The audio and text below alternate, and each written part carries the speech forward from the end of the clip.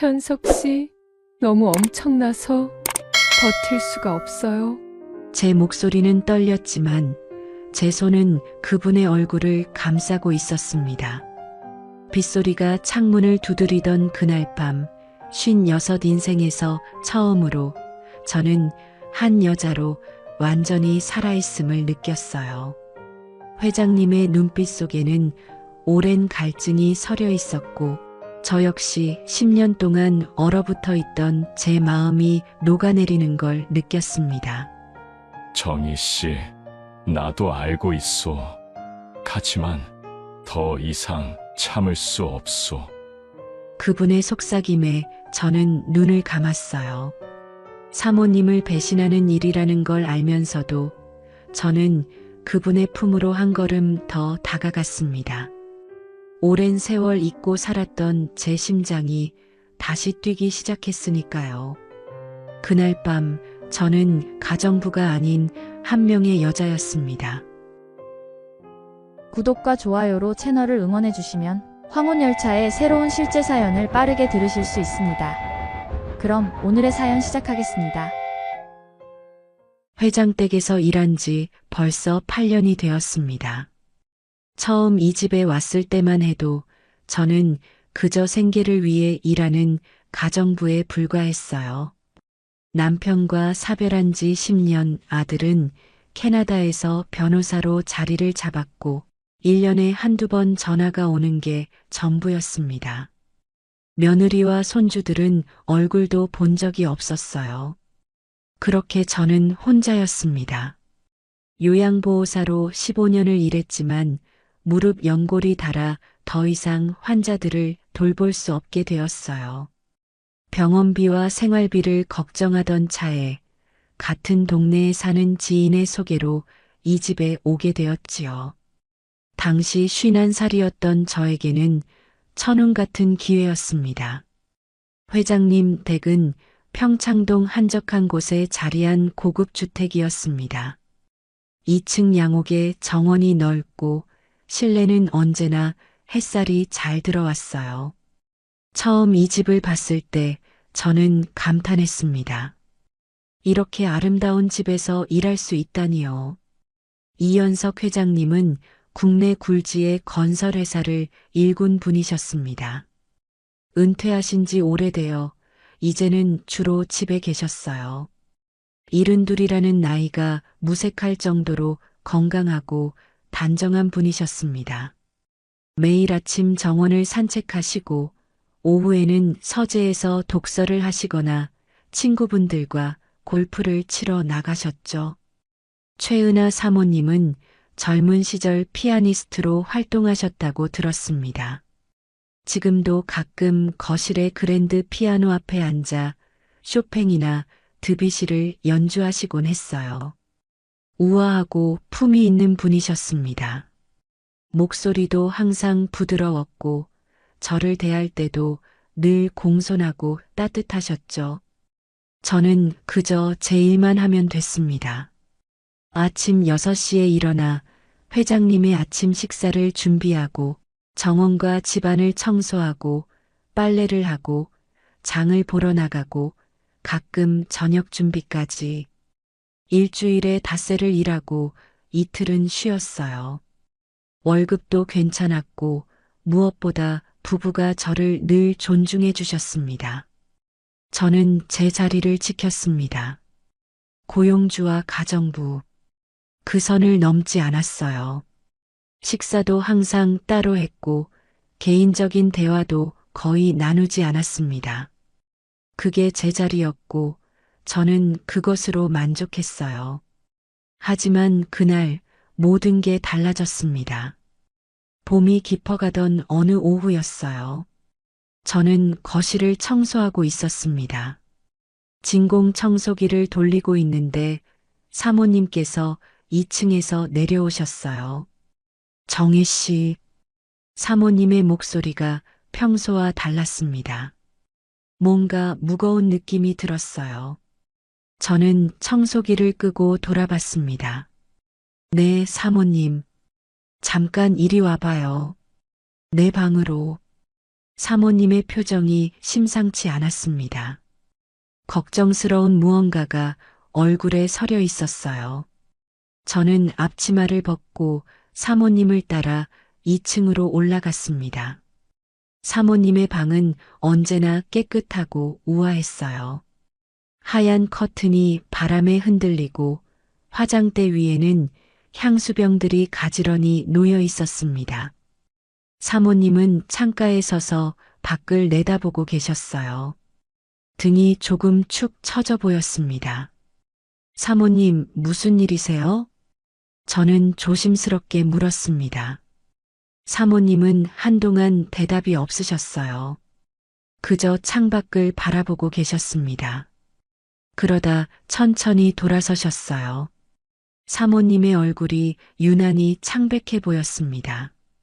눈가에는 피로가 쌓여 있었고 입술은 바짝 마른 것 같았어요. 정혜 씨, 이 얘기는 정말 누구에게도 하면 안 돼요. 약속할 수 있어요? 네, 사모님. 물론이죠. 저는 고개를 끄덕였습니다. 긴장이 됐어요. 무슨 큰일이라도 생긴 건가 싶었습니다. 사모님은 침대 가장자리에 앉으셨습니다. 그리고 한참을 입술을 깨물더니 작은 목소리로 말씀하셨어요. 현석 씨가 너무 강해서 견디기 힘들어요. 순간 저는 귀를 의심했습니다. 네, 그게 무슨... 제가 되묻자 사모님의 눈가가 붉어졌습니다. 나이가 이렇게 됐는데도 그 사람은 변하질 않아요. 아니, 오히려 더 심해진 것 같아요. 일주일에 서너 번씩 저는 이제 지쳤어요. 정희 씨. 사모님의 목소리가 떨렸습니다. 저는 무슨 말을 해야 할지 몰라 그저 서 있을 수밖에 없었어요. 40년 넘게 함께한 부부에게 아직도 그런 고민이 있다는 게 신기하기도 하고 한편으로는 민망하기도 했습니다. 제가 들어야 할 얘기인가 싶기도 했고요. 사모님께서 그렇게 힘드신 줄 몰랐어요. 힘들어요. 정말 힘들어요. 젊었을 때는 괜찮았어요. 오히려 그게 좋았죠. 하지만 이제는 제 몸도 예전 같지 않고 그냥 편하게 옆에 있고 싶은데 그 사람은 자꾸만. 사모님은 말을 잇지 못하고 고개를 숙이셨습니다. 저는 조심스럽게 다가가 사모님 옆에 앉았어요. 사모님, 그냥 솔직하게 말씀드리시면 안 될까요? 회장님께서도 이해하실 거예요. 그 사람은 이해 못해요. 오히려 섭섭해할 거예요. 남자로서 자존심이 강한 사람이라 나이 들어서도 아직 할 수 있다는 게 자랑스러운가 봐요.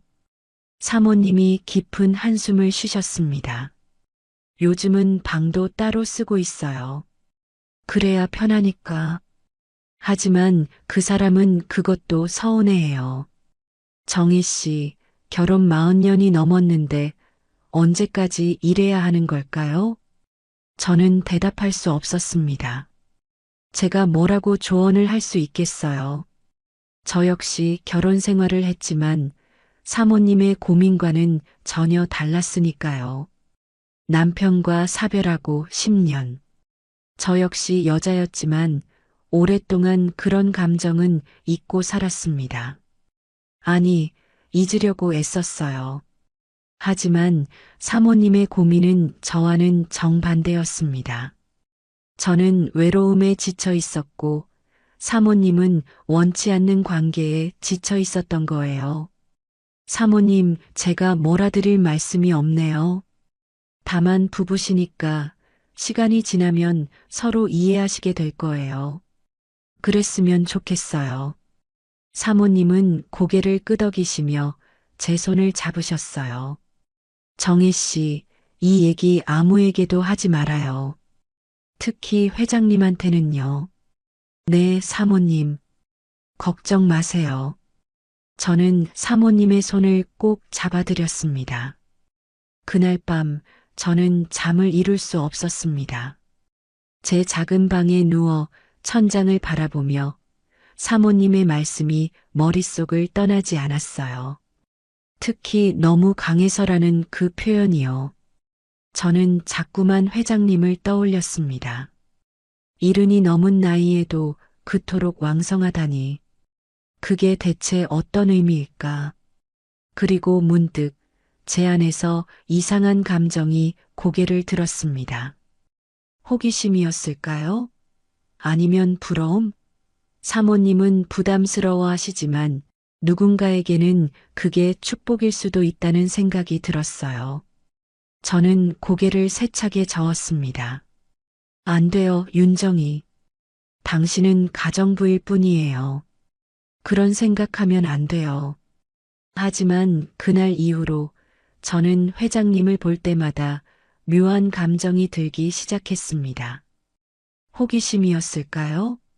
동정심? 아니면 그보다 더 위험한 무언가였을까요? 저는 알 수 없었습니다. 다만 한 가지는 확실했어요. 제 마음속에 뭔가가 움직이기 시작했다는 것. 사모님과의 그 대화 이후 저는 달라졌습니다. 아니, 제가 달라진 게 아니라 제가 회장님을 보는 시선이 달라진 거였어요. 예전에는 그저 고용주로만 봤던 분이었는데 이제는 자꾸만 다른 각도로 보게 됐습니다. 의식하지 않으려고 애썼어요. 하지만 한번 생긴 호기심은 쉽게 사라지지 않았습니다. 어느 날 아침이었어요.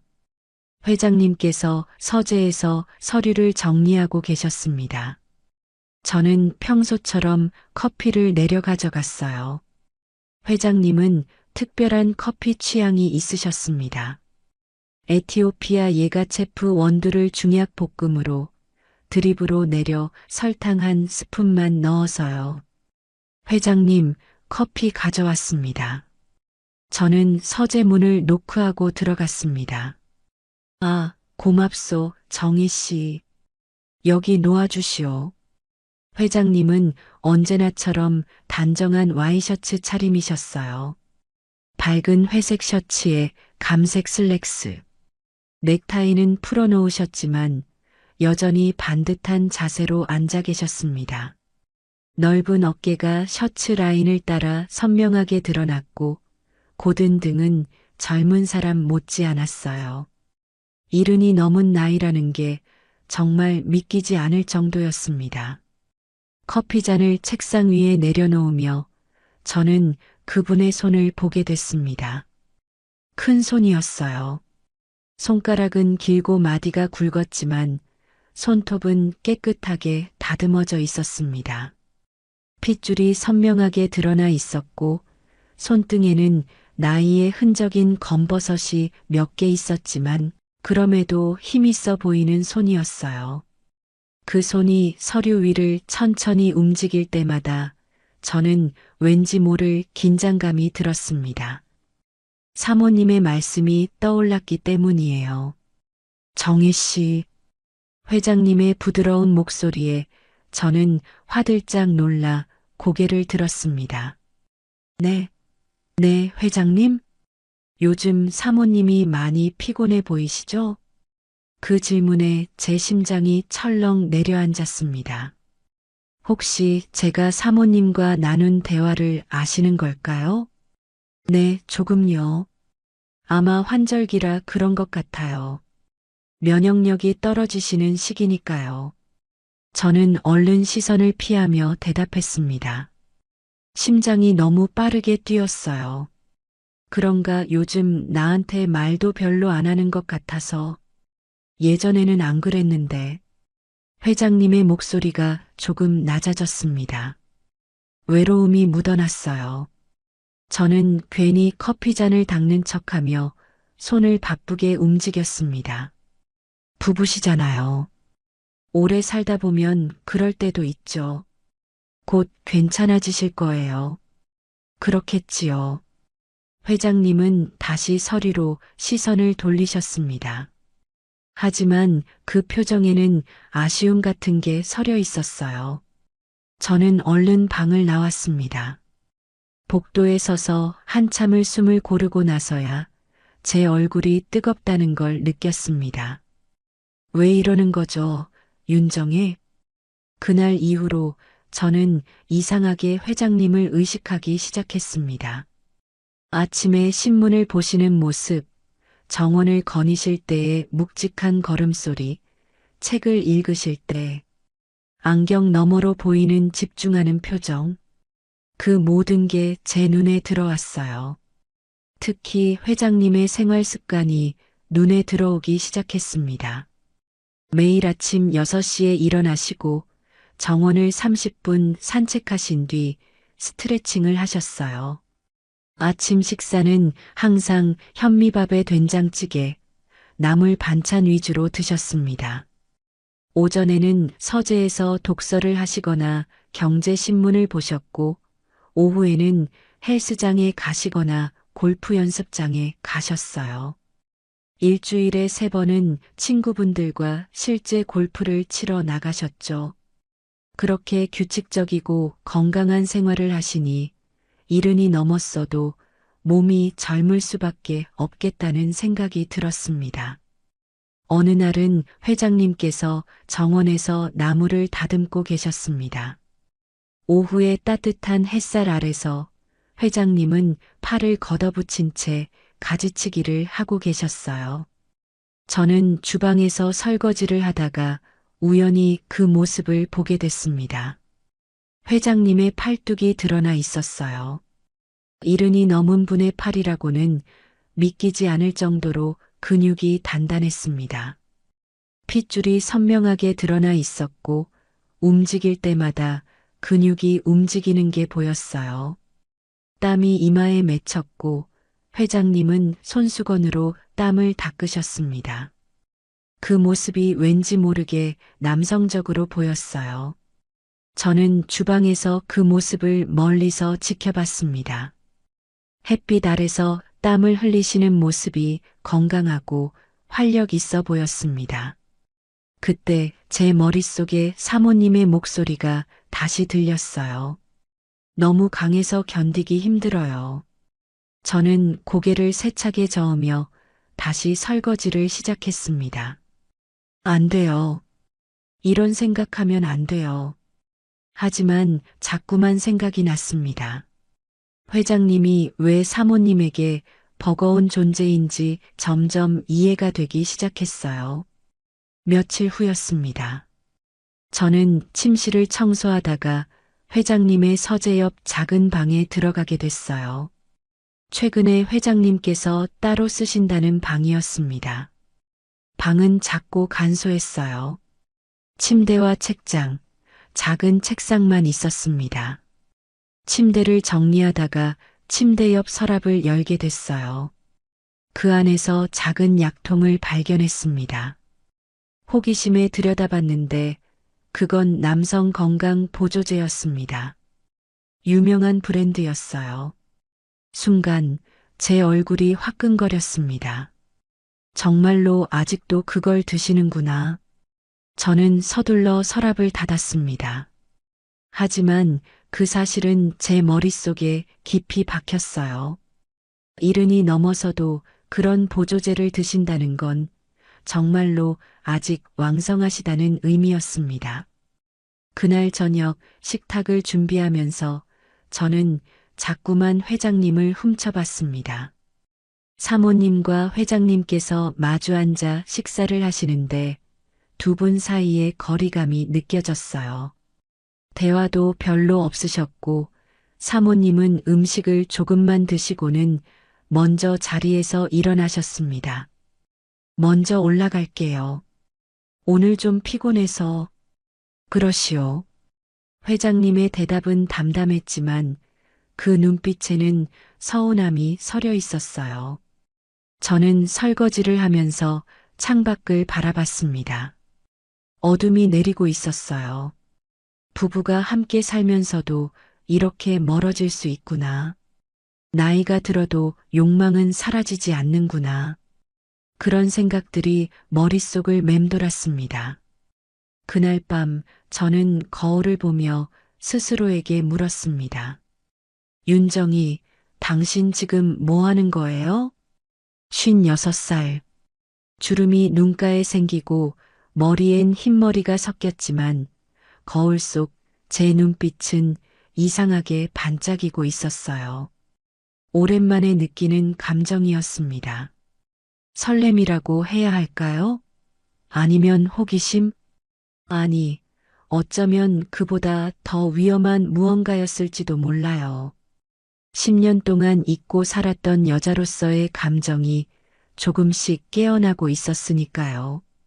저는 거울에서 눈을 떼며 중얼거렸습니다. 그만해요, 정희. 이러면 안 돼요. 당신은 가정부일 뿐이에요. 하지만 제 마음은 이미 흔들리고 있었습니다. 다음 날 아침 또 다른 일이 있었습니다. 회장님께서 헬스장에서 돌아오셨어요. 운동복 차림이셨는데 땀에 젖은 티셔츠가 몸에 딱 붙어 있었습니다. 정희 씨, 물 좀 부탁하오. 네, 회장님. 바로 가져다 드리겠습니다. 저는 냉장고에서 시원한 물을 따라 거실로 가져갔어요. 회장님은 소파에 앉아 땀을 닦고 계셨습니다. 물을 건네드리며 저는 회장님의 체격을 다시 한번 보게 됐습니다.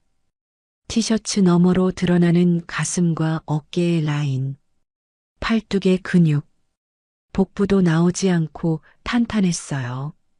오늘 운동 많이 하셨나 봐요. 제가 무심코 말했습니다. 그렇소. 요즘 체력이 예전만 못해서 더 열심히 해야 하오. 회장님께서 웃으시며 물을 마셨습니다. 목젖이 움직이는 게 보였어요. 회장님은 저희 아버지 나이신데도 정말 건강하세요. 하하, 그나마 이렇게라도 관리하니까 버티는 거지. 안 하면 금방 늙어버리요. 회장님의 말씀에 저는 고개를 끄덕였습니다. 그 순간 우리의 시선이 마주쳤어요. 짧은 순간이었지만 뭔가 이상한 기운이 흘렀습니다. 저는 얼른 시선을 돌렸어요. 그럼 저는 청소마저 하겠습니다. 고맙소, 정희 씨. 저는 서둘러 자리를 떴습니다. 가슴이 두근거렸어요. 그날 오후 저는 빨래를 개면서 생각에 잠겼습니다. 제가 지금 위험한 길로 들어서고 있다는 걸 알았어요. 회장님에 대한 호기심이 점점 커지고 있었고, 그게 단순한 호기심이 아니라는 것도 느꼈습니다. 하지만 멈출 수가 없었어요. 10년 동안 여자로서의 감정을 억누르고 살았습니다. 외로움을 애써 무시하며 살았어요. 하지만 사모님의 그 한마디가 제 안에 잠들어 있던 무언가를 깨운 것 같았습니다. 윤정이, 정신 차려요. 저는 스스로에게 말했습니다. 하지만 제 마음은 이미 다른 곳을 향하고 있었어요. 그날 저녁 사모님께서 저를 부르셨습니다. 정희 씨, 다음 주에 친구들이랑 제주도로 여행 가기로 했어요. 일주일 정도요. 아, 네. 좋으시겠어요, 사모님. 회장님 식사 잘 챙겨주고 집 좀 잘 부탁해요. 네, 걱정 마세요. 저는 밝게 대답했지만 속으로는 묘한 긴장감이 들었습니다. 일주일 동안 회장님과 단둘이 남게 된다는 사실이 자꾸 의식됐어요. 그날 밤 저는 잠들기 전에 창밖을 바라봤습니다. 봄밤이었어요. 따뜻한 바람이 불고 별이 반짝였습니다. 제 마음도 그 별처럼 흔들리고 있었습니다. 봄비가 내리기 시작한 건 그날 아침부터였습니다. 사모님께서 여행 가방을 챙기고 계셨어요. 대학 동창들과 함께 제주도로 일주일간 크루즈 여행을 가신다고 하셨습니다. 친구분들과 오랜만에 만나시는 거라 얼굴에 기대감이 가득하셨어요. 정희 씨, 일주일 동안 집 좀 잘 부탁해요. 회장님 식사도 잘 챙겨드리고요. 네, 사모님. 걱정 마세요. 편히 다녀오세요.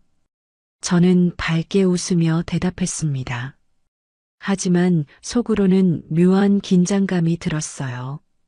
일주일 동안 회장님과 단둘이 남게 된다는 사실이 자꾸 의식됐습니다. 회장님, 잘 다녀올게요. 사모님께서 회장님께 인사하셨어요. 회장님은 신문을 내려놓으시고 고개를 끄덕이셨습니다. 그러시오. 조심해서 다녀오시오. 일주일 동안 잘 지내요. 걱정 말고 가시오. 두 분의 대화는 담담했습니다. 포옹이나 키스 같은 건 없었어요.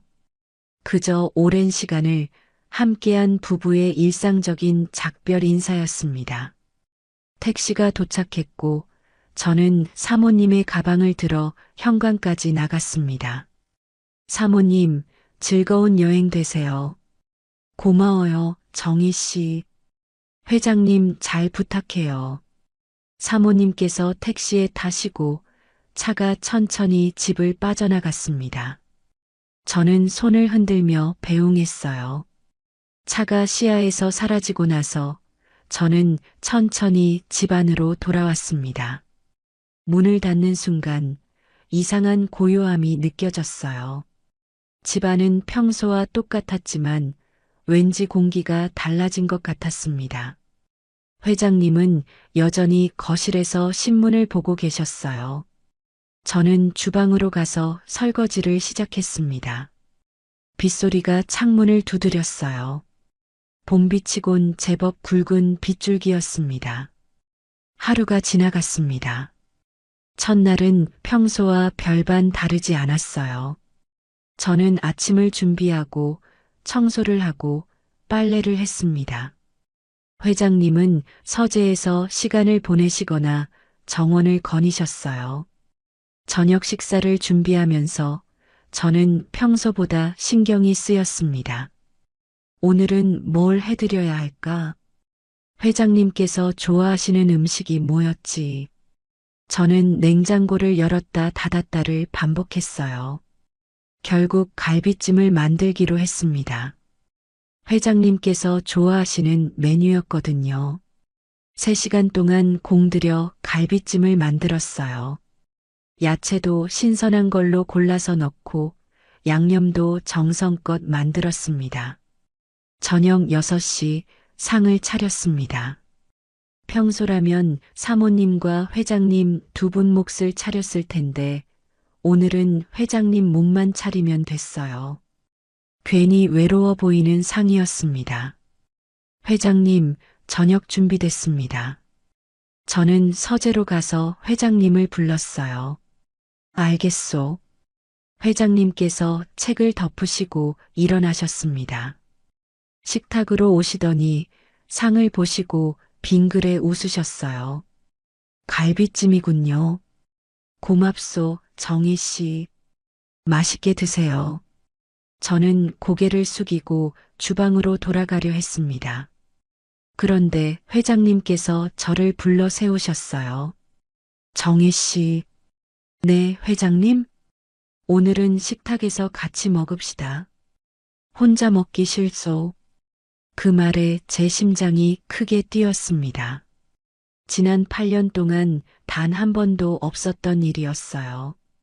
저는 항상 제 몫을 따로 먹었고 부부와 같은 식탁에 앉은 적은 없었습니다. 그건 제가 가정부인데요. 오늘만이라도요. 집에 혼자 있으니 쓸쓸하오. 회장님의 목소리에 외로움이 묻어났습니다. 저는 거절할 수 없었어요. 알겠습니다. 저는 제 몫을 덜어서 식탁으로 가져왔습니다. 회장님 맞은편에 조심스럽게 앉았어요. 이렇게 가까이 단둘이 마주 앉아 본 건 처음이었습니다. 긴장돼서 숨을 제대로 쉴 수가 없었어요. 잘 먹겠습니다. 회장님께서 수저를 드셨습니다. 저도 따라서 수저를 들었지만 손이 떨렸어요. 맛있소, 정희 씨. 정말 솜씨가 좋아요. 감사합니다. 저는 고개를 숙였습니다. 얼굴이 화끈거렸어요. 잠시 침묵이 흘렀습니다. 밖에서는 빗소리가 점점 더 거세졌어요. 봄비가 이렇게 많이 오는 건 드문 일이었습니다. 회장님께서 잔에 소주를 따르셨습니다. 그리고 제 앞에도 잔을 놓으시더니 소주를 따라주셨어요. 오늘은 한잔합시다. 회장님, 저는 괜찮소. 오늘만요. 같이 있어 주시오. 저는 거절할 수 없었어요. 회장님의 눈빛에 외로움이 가득했으니까요. 알겠습니다. 저는 잔을 받았습니다. 회장님과 잔을 부딪혔을 때 제 손이 살짝 떨렸어요. 소주가 목을 타고 내려갔습니다. 따뜻했어요. 아니, 뜨거웠습니다. 한 잔, 두 잔 잔이 비워질 때마다 회장님께서 다시 채워주셨어요. 정희 씨. 네, 회장님. 요즘은 나도 예전 같지 않소? 회장님의 목소리가 낮아졌습니다. 저는 잔을 내려놓고 그분을 바라봤어요. 무슨 말씀이세요? 은하가 나를 피하오. 요즘은 방도 따로 쓰고 말도 별로 안 하고 나이 들면 이렇게 되는 건가 싶소. 회장님의 눈빛이 흔들렸습니다. 저는 무슨 말을 해야 할지 몰랐어요. 사모님의 그 고백이 떠올랐기 때문입니다. 부부 사이에 그럴 수도 있죠. 오래 살다 보면 서로 지칠 때도 있잖아요. 지친다. 회장님께서 씁쓸하게 웃으셨어요. 나는 아직 지치지 않았는데 은하는 지쳤다고 하오. 내가 너무 강하다고 부담스럽다고 했소. 제 심장이 멈출 것 같았습니다. 회장님께서 직접 그 얘기를 하실 줄은 몰랐어요. 회장님, 정희 씨는 남편분과 어떠셨소? 갑작스러운 질문에 저는 움찔했습니다. 제 남편 얘기를 하신 건 처음이었어요. 저희는 평범했어요. 싸우기도 하고 화해하기도 하고 그냥 보통 부부였죠. 사랑하셨소? 네, 사랑했어요. 그건 거짓말이 아니었습니다. 남편을 사랑했어요. 하지만 그게 언제였는지는 기억이 가물가물했습니다. 사별하신 지 오래됐다고 들었소. 10년 됐어요. 외롭지 않으셨소? 그 질문에 저는 대답할 수 없었습니다. 외로웠어요. 너무 외로웠습니다. 10년 동안 혼자였어요. 아들은 멀리 있고 친구들은 다들 가족들과 바빴습니다. 저는 그저 일만 했어요. 외로움을 잊기 위해서요. 하지만 그걸 인정하면 뭔가 무너질 것 같았습니다. 괜찮았어요. 저는 거짓말을 했습니다. 회장님은 제 눈을 똑바로 보셨어요. 정희 씨는 거짓말을 못 하시는구려. 제 얼굴이 붉어졌습니다. 회장님께서 다시 잔을 채우셨어요. 그리고 한 모금 마시시더니 조용히 말씀하셨습니다. 나도 외롭소, 정희 씨. 사람이 나이 들면 외로움이 더 크게 느껴지는 것 같소. 돈도 있고 집도 있고 건강도 괜찮은데 마음이 허전하오. 그 말에 제 가슴이 아렸습니다. 회장님의 외로움이 느껴졌어요. 아니, 어쩌면 제 외로움이 그분과 겹쳐진 건지도 몰랐습니다. 회장님도 힘드시겠어요. 힘들지요. 같은 집에 살면서도 벽이 있는 것 같소. 은하는 나를 원하지 않고 나는 아직 은하가 필요한데. 회장님의 목소리가 떨렸습니다. 정희 씨, 솔직히 말하겠소? 네. 은하가 요즘 나를 힘들어하오. 내가 너무 강하다고 부담스럽다고 했소. 그래서 요즘은 참고 있소. 하지만 그게 쉽지 않소. 정희 씨. 회장님의 눈빛이 제게로 향했습니다. 그 눈빛 속에 간절함이 있었어요. 저는 그 순간 알았어요. 이 상황이 어디로 흘러갈지를요. 회장님, 저는 그냥 가정부예요. 알고 있소. 사모님께 죄송한 일이에요. 그것도 알고 있소. 회장님이 천천히 일어나셨습니다. 그리고 제 쪽으로 다가오셨어요. 제 심장이 미친 듯이 뛰었습니다. 빗소리만 창문을 두드렸어요. 세상에서 우리 둘만 남은 것 같았습니다. 정혜 씨 오늘 밤만이라도 내가 외롭지 않게 해주시오. 회장님의 손이 제 어깨에 닿았습니다. 따뜻했어요. 아니, 뜨거웠습니다. 저는 고개를 들어 회장님을 바라봤습니다.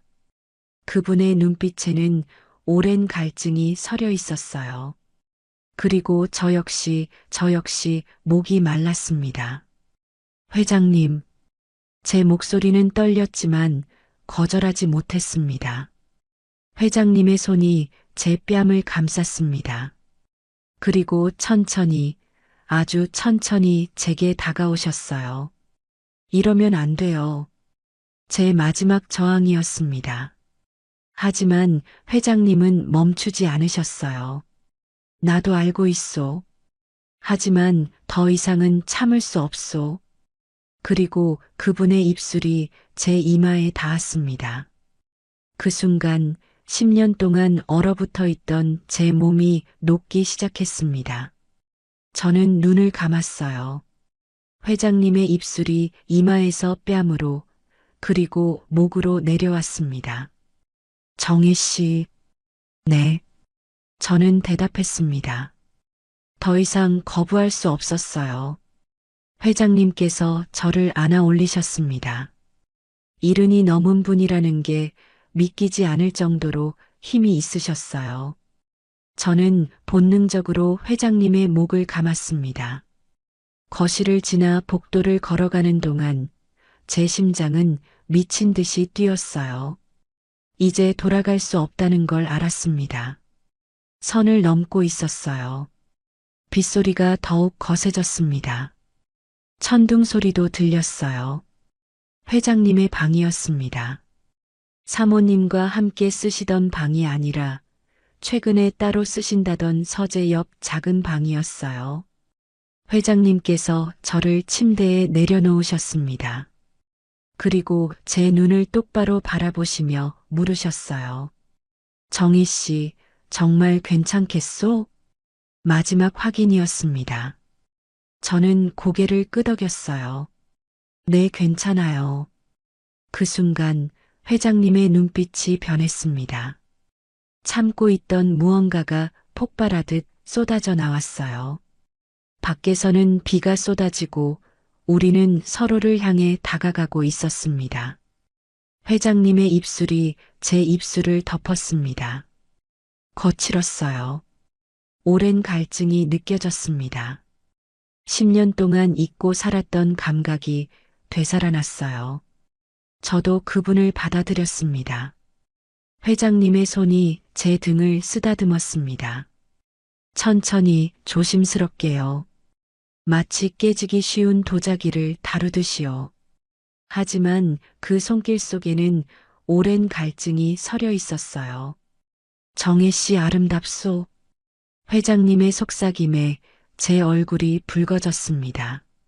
56의 나이에 누군가에게 아름답다는 말을 듣다니요. 믿기지 않았지만 기뻤어요. 회장님, 이제는 그냥 현석이라고 불러주시오. 그 말에 저는 놀랐어요. 이름을 부른다는 건 선을 완전히 넘는다는 의미였습니다. 저는 못해요. 정혜 씨 오늘 밤만이라도 제발. 회장님의 목소리가 간절했습니다. 그 눈빛을 보니 거절할 수 없었어요. 저는 떨리는 목소리로 속삭였습니다. 현석 씨. 그 이름이 제 입에서 나오는 순간 회장님의 눈빛이 뜨겁게 타올랐습니다. 고맙소, 정희 씨. 회장님의 손이 제 옷을 벗겼습니다. 저는 부끄러워서 눈을 감았어요. 세월의 흔적이 그대로 남아있는 제 몸이 부끄러웠습니다. 눈뜨시오, 정희 씨. 회장님의 목소리에 저는 천천히 눈을 떴어요. 회장님께서 저를 바라보고 계셨습니다. 그 눈빛에는 욕망만 있는 게 아니었어요. 애정도, 그리움도, 외로움도 섞여 있었습니다. 아름답소. 정말로. 이렇게 아름다운 분을 곁에서만 봐왔다니. 회장님의 손이 제 몸을 따라 내려왔습니다. 천천히, 아주 천천히요. 마치 오랜만에 만난 보물을 다루듯이요. 저는 몸을 떨었습니다. 너무 오랜만이었어요. 남자의 손길이, 남자의 체온이, 남자의 숨결이. 회장님께서도 옷을 벗으셨어요. 이른이 넘은 분의 몸이라고는 믿기지 않았습니다. 가슴은 탄탄했고 어깨는 넓었어요. 복부에도 군살이 없었습니다. 정희 씨, 나를 만져보시오. 회장님께서 제 손을 잡아 당신의 가슴에 올려놓으셨어요. 심장이 빠르게 뛰고 있었습니다. 저만 긴장한 게 아니었어요. 회장님도 떨고 계셨습니다. 현석 씨도 떨고 계세요. 그렇소. 이렇게 떨리는 건 정말 오랜만이요. 회장님의 고백에 제 가슴이 따뜻해졌어요. 회장님께서 저를 침대에 눕히셨습니다. 그리고 제 위로 올라오셨어요.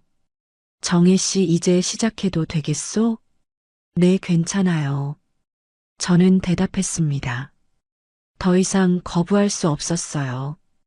회장님이 천천히 제 안으로 다가왔습니다. 그 순간을 저는 평생 잊지 못할 거예요. 아, 작은 신음이 제 입에서 터져 나왔습니다. 너무 오랜만이라 아팠지만 동시에 황홀했어요. 회장님께서 멈추시고 제 얼굴을 들여다보셨습니다. 괜찮소? 아프지 않소? 괜찮아요. 조금만 천천히. 회장님께서 고개를 끄덕이시고 천천히 움직이기 시작하셨습니다. 처음에는 조심스럽게 제가 적응할 수 있도록요. 그러다 점점 더 깊게, 더 강하게 움직이셨어요. 사모님의 말씀이 이해됐습니다. 회장님은 정말 강했어요. 이른이 넘은 나이라는 게 믿기지 않을 정도로요. 정희 씨, 정희 씨. 회장님께서 제 이름을 계속 불러주셨어요. 그 목소리가 너무 간절해서 저는 눈물이 났습니다. 전 여기 있어요. 전 여기 있어요. 저는 회장님을 끌어안았습니다. 그분의 등에 손톱 자국이 날 정도로 세게요. 빗소리가 창문을 두드렸고 천둥 소리가 멀리서 들렸어요. 마치 세상이 우리 둘만 남긴 것처럼 느껴졌습니다. 정희 씨, 너무 좋소. 이렇게 좋은 건 처음이요. 저도요, 저도 이렇게 행복한 건 정말 오랜만이에요. 우리는 서로를 더욱 세게 끌어안았어요. 시간이 얼마나 흘렀는지 몰랐습니다. 회장님은 멈추지 않으셨어요. 한 번으로 끝나지 않았습니다. 잠시 쉬었다가 다시, 또다시요. 정희 씨, 내가 너무 과한가요? 회장님께서 걱정스럽게 물으셨어요. 하지만 저는 고개를 저었습니다. 아니에요, 전 괜찮아요. 오히려 더, 제 입에서 그런 말이 나올 줄 몰랐어요. 하지만 정말이었습니다. 저는 더 원했어요. 정희 씨, 회장님의 목소리가 떨렸습니다. 세 번째였을까요? 네 번째였을까요? 저는 숫자를 셀 수 없을 정도로 황홀경에 빠져 있었어요. 회장님의 움직임이 점점 더 강렬해졌습니다. 너무 강렬해서 제 몸이 그분을 감당하기 힘들 정도였어요. 현석 씨, 너무 커서 버틸 수가 없어요. 제 입에서 그런 말이 튀어나왔습니다. 사모님이 하셨던 바로 그 말이요. 이제야 그 의미를 온몸으로 이해했어요. 정혜 씨, 회장님의 목소리가 더욱 떨렸습니다. 제 고백이 그분에게 자극이 되었나 봐요. 움직임이 더욱 깊어졌습니다. 하지만 전 괜찮아요. 계속해 주세요. 저는 그분을 더욱 세게 끌어안았습니다. 정희 씨, 나 더 이상 참을 수 없소. 회장님의 목소리가 떨렸습니다. 저는 그분을 더욱 세게 안았어요. 괜찮아요. 그냥 하세요. 회장님의 움직임이 거칠어졌습니다. 그리고 마침내 그분이 제 안에서 모든 걸 쏟아냈어요. 저도 함께 정점에 달했습니다. 10년 만에 느끼는 황홀함이었어요.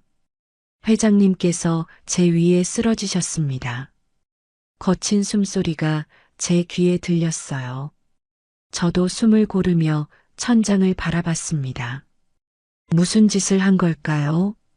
하지만 후회는 되지 않았습니다. 오히려 제 몸 구석구석이 살아있다는 느낌이 들었어요. 잠시 후 회장님께서 제 옆으로 누우시며 말씀하셨습니다. 정희 씨, 네, 고맙소. 정말 고맙소. 이렇게 행복한 건 정말 오랜만이요. 그 말에 제 가슴이 뭉클했습니다. 저도 똑같았으니까요. 저도 오랜만에 여자로 느껴졌어요. 10년 동안 잊고 살았던 감정이었어요. 나도 그렇소. 은하와 함께 있어도 이런 느낌은 아니었소. 미안한 말이지만 회장님께서 제 손을 잡으셨어요. 우리는 서로를 바라보며 눈물을 흘렸습니다. 정희 씨, 이게 잘못된 일이란 건 알고 있소. 저도 알아요. 하지만 후회하지 않소. 저도요, 후회하지 않아요. 우리는 손을 꼭 잡았습니다.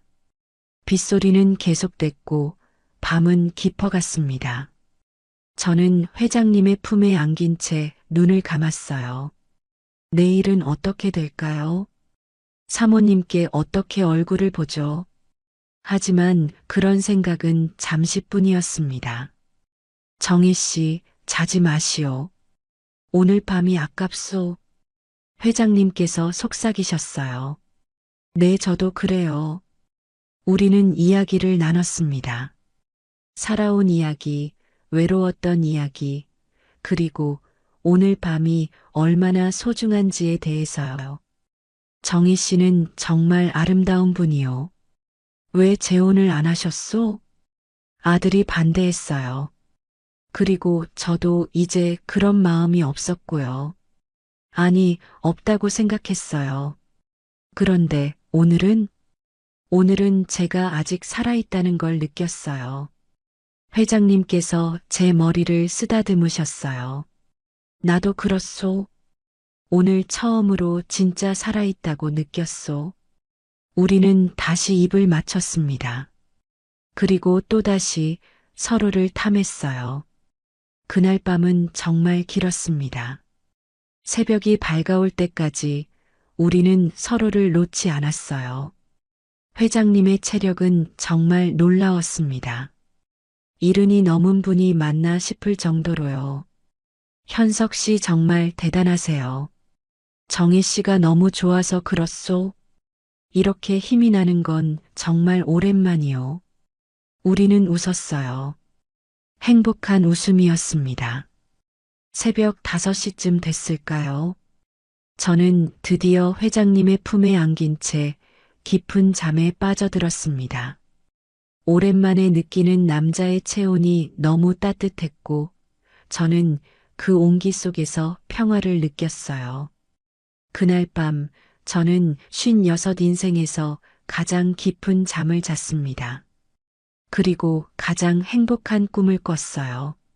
아침 햇살이 창문으로 들어왔을 때 저는 천천히 눈을 떴습니다. 순간 낯선 천장이 보였어요. 그리고 어젯밤의 기억이 파도처럼 밀려왔습니다. 회장님의 품, 그분의 체온, 우리가 나눈 밤. 저는 황급히 옆을 봤습니다. 다행히 회장님은 이미 일어나신 뒤였어요. 침대 위에 쪽지가 놓여 있었습니다. 저는 떨리는 손으로 쪽지를 집어들었어요. 정희 씨, 어젯밤 고마웠소. 오랜만에 행복했소. 하지만 이제 모든 걸 잊읍시다. 당신의 인생을 망치고 싶지 않소. 일찍 산책 나갔으니 걱정 마시오. 마이너스 현서. 쪽지를 읽는 동안 눈물이 났습니다. 슬퍼서가 아니었어요. 그분의 배려가, 그분의 마음이 느껴져서였습니다. 동시에 이게 끝이라는 걸 알았어요. 저는 서둘러 옷을 입고 방을 나왔습니다. 부끄러움과 죄책감이 한꺼번에 밀려왔어요. 사모님을 배신했다는 생각에 가슴이 무너졌습니다. 제 방으로 돌아와 샤워를 했어요. 뜨거운 물줄기 아래서 눈물이 흘렀습니다. 후회가 아니었어요. 다만 이제 어떻게 해야 할지 막막했습니다. 샤워를 마치고 거울을 봤어요. 이상했습니다. 분명 죄를 지었는데 거울 속의 제 얼굴은 오히려 밝아 보였어요. 눈빛이 살아있었고 뺨에는 홍조가 돌았습니다. 윤정이 당신 정말 나쁜 여자네요. 저는 거울 속 제게 말했습니다. 하지만 미소가 지어졌어요. 주방으로 가서 물을 마시는데 회장님께서 현관문을 여시고 들어오셨습니다. 운동복 차림이셨어요. 산책을 다녀오신 거였죠. 아, 정희 씨. 일어났소? 회장님의 목소리는 담담했습니다. 어젯밤 일이 없었던 것처럼요. 저는 고개를 숙이며 대답했어요. 네, 잘 잤습니다. 커피 한 잔 부탁하오. 알겠습니다. 저는 평소처럼 커피를 내렸습니다. 하지만 손이 떨려서 원두를 쏟을 뻔했어요. 겨우 정신을 차리고 드립으로 커피를 내렸습니다. 컵을 들고 거실로 가져갔을 때 회장님은 소파에 앉아 신문을 보고 계셨어요. 여기 두겠습니다. 저는 테이블에 커피를 내려놓았습니다. 그때 우리의 시선이 마주쳤어요. 그 눈빛 속에 모든 게 담겨 있었습니다. 감사, 미안함, 그리움, 그리고 이별. 고맙소, 정희 씨. 그 한마디에 제 눈가가 뜨거워졌습니다. 저는 얼른 고개를 숙이고 부엌으로 돌아왔어요. 그날 하루 저는 평소보다 더 부지런히 움직였습니다. 청소를 하고 빨래를 하고 장을 보러 나갔어요. 손을 움직이지 않으면 자꾸 어젯밤 생각이 났기 때문입니다. 하지만 이상했어요. 몸은 피곤해야 하는데 오히려 힘이 났습니다. 마치 오랜만에 충전을 한 것처럼요. 저녁 무렵 전화벨이 울렸습니다. 사모님이었어요. 정희 씨, 나예요. 집은 별일 없죠? 사모님의 밝은 목소리에 제 가슴이 철렁했습니다. 네, 사모님. 걱정 마세요. 모두 잘 지내고 있어요. 회장님은 식사 잘하시고 혼자 계시니까 심심하시진 않고? 네, 잘 드세요. 심심해하시진 않으세요. 저는 거짓말을 했습니다. 아니, 거짓말은 아니었어요. 회장님은 정말 식사를 잘하셨고 심심해하시진 않으셨으니까요. 다만 제가 숨긴 건 그 사이에 일어난 일들이었죠. 그럼 됐어요. 나는 모레 들어갈게요. 날씨가 좋아서 친구들이랑 하루 더 있기로 했어요. 네, 천천히 오세요. 즐거운 시간 보내세요. 그래요. 회장님께도 안부 전해줘요. 네, 사모님. 전화를 끊고 나서 저는 주저앉았습니다. 죄책감이 밀려왔어요. 사모님은 친구들과 즐거운 시간을 보내고 계시는데 저는 그분의 남편과 저는 손으로 얼굴을 감싸며 눈물을 흘렸습니다. 미안해요. 사모님 정말 미안해요. 하지만 동시에 어젯밤을 후회하지 않는 제 자신도 발견했어요. 그게 더 괴로웠습니다. 그날 밤 저는 제 방에서 울었습니다. 조용히 소리 없이요. 베개에 얼굴을 묻고 한참을 울었어요.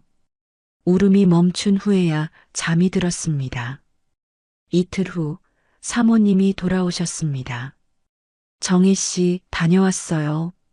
사모님은 밝게 웃으시며 여행 가방을 내려놓으셨어요. 여행이 정말 즐거우셨는지 얼굴에 생기가 가득했습니다. 피부도 환해 보였어요. 사모님, 어서 오세요. 여행은 어떠셨어요? 너무 좋았어요. 오랜만에 친구들이랑 실컷 수다 떨고 맛있는 것도 먹고 정말 힐링했어요. 저는 밝게 웃으며 대답했지만 속으로는 무너지고 있었어요. 사모님의 환한 얼굴을 볼 때마다 죄책감이 커졌습니다. 회장님은 잘 지내셨어요? 혼자 계시느라 심심하진 않으셨어요? 네, 아주 잘 지내셨어요. 평소처럼 책도 읽으시고 산책도 다니시고요. 다행이네요. 정희 씨가 잘 챙겨줘서 고마워요. 사모님께서 제 손을 잡으셨어요. 따뜻한 손이었습니다. 저는 그 손을 보며 또 눈물이 날 것 같았어요. 사모님이 거실로 들어가셨습니다. 회장님께서 신문을 내려놓으시고 일어나셨어요. 왔소, 은아. 네, 여보.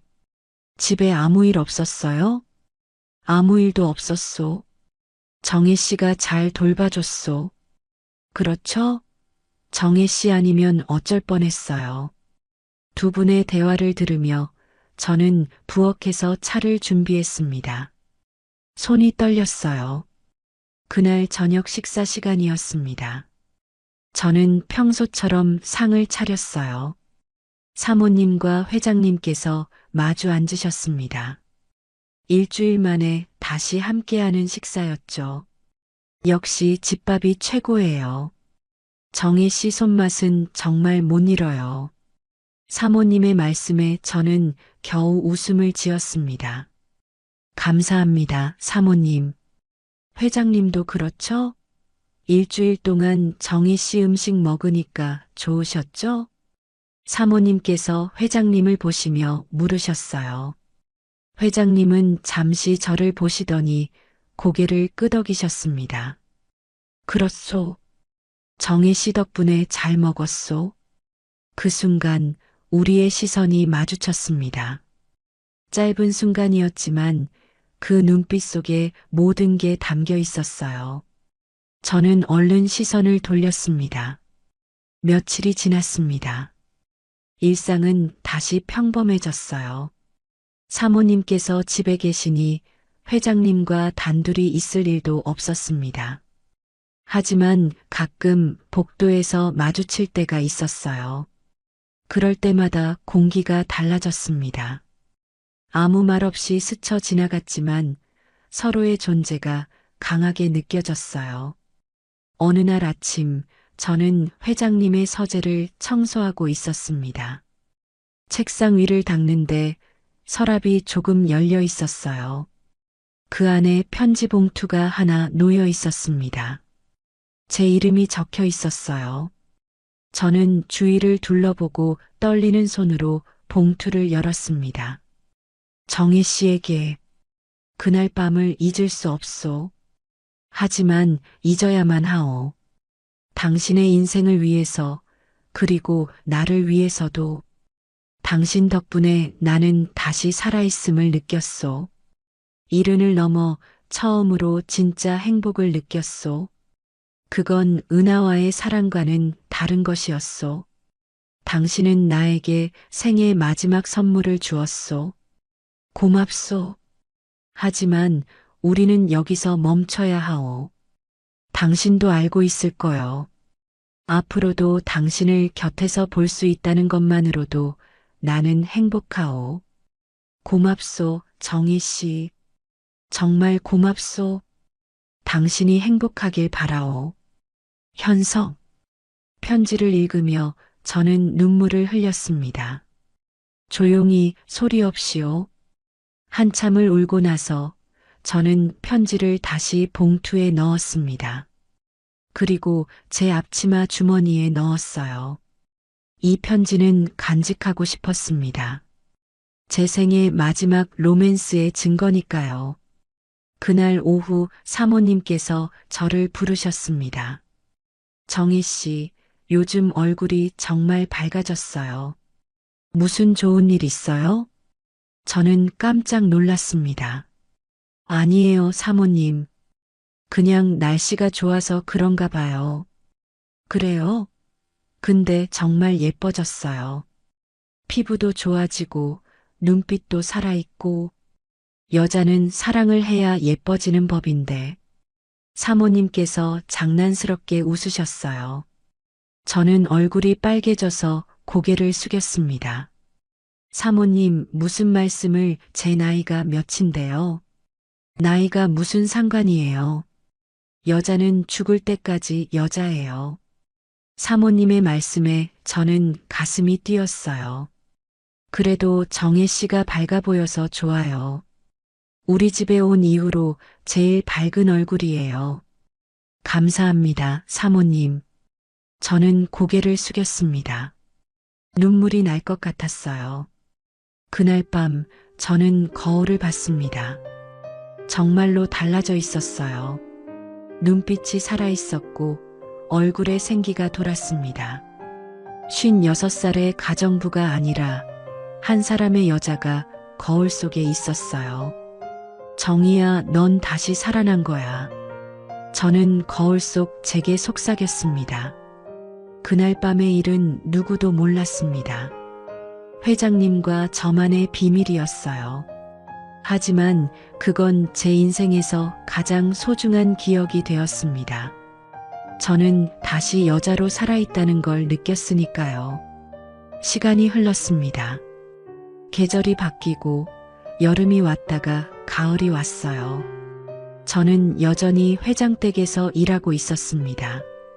사모님은 여전히 우아하셨고 회장님은 여전히 건강하셨어요. 우리는 그날 밤 이후로 단 한 번도 선을 넘지 않았습니다. 복도에서 마주쳐도 예전처럼 인사를 나눴고 커피를 내려드릴 때도 평범한 대화만 나눴어요.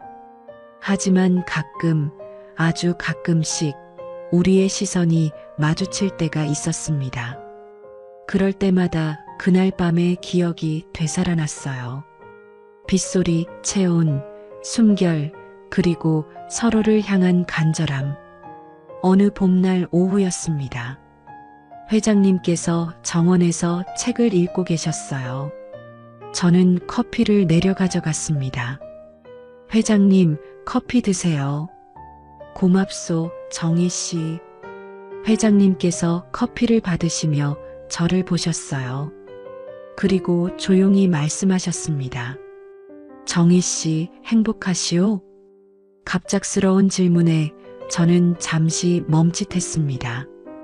그리고 천천히 대답했어요. 네, 행복해요, 회장님. 그럼 됐소. 회장님께서 미소 지으셨습니다. 그 미소 속에 모든 게 담겨 있었어요.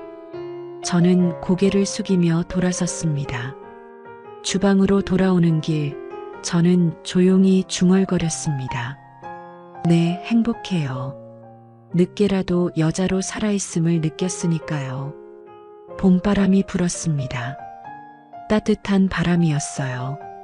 저는 창밖을 보며 미소 지었습니다. 그날 밤은 끝났지만 그 기억은 영원히 제 가슴 속에 남을 거예요. 오늘도 저는 조용히 커피를 내립니다. 회장님을 위해서요. 그리고 가끔, 아주 가끔씩 그날 밤을 떠올리며 혼자 미소 짓습니다. 그것만으로도 충분했습니다. 56의 인생에서 마지막으로 느낀 설렘. 그 하룻밤이 제 남은 인생을 따뜻하게 해줄 테니까요. 저는 오늘도 이 집에서 일합니다.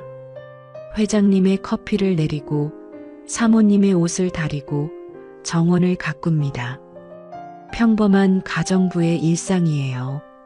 하지만 제 마음속엔 비밀 하나가 있습니다. 56에 다시 꽃핀 사랑. 단 하룻밤이었지만 그건 제 인생의 가장 아름다운 봄이었습니다. 그리고 그 봄은 아직도 제 가슴 속에서 따뜻하게 피어 있습니다. 오늘 사연은 여기까지입니다. 무료 구독과 좋아요를 꾹 눌러주시면 황혼열차의 기가 막힌 다음 사연들을 좀 더 빠르게 들으실 수 있습니다.